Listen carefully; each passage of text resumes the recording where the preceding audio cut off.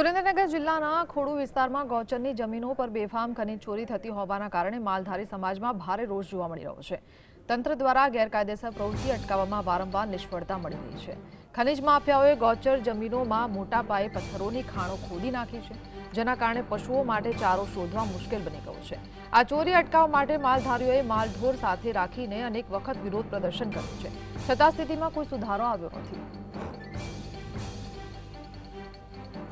कोईपण व्यक्ति ने पकड़ी અને આની આ ખનીજની અંદર રોક લગાવવામાં નહીં આવે તો હું ગાંધી ચિંધ્યા માર્ગે ગાંધીનગર ની અંદર ગાંધીકૂચ કરવાની અમારી ફરજ પડશે। તો તાત્કાલિક 10 દિવસની અંદર આ જ લોકોને પકડી અને આ ટ્રેક્ટર જે છે દિનેશભાઈ ચામુંડભાઈનું જીજે 13 કે એવો કોઈ નંબર છે 1450 જેવો મારા અંદાજે જોવામાં નથી આવ્યો ખાસ, એવો કંઈક નંબર છે।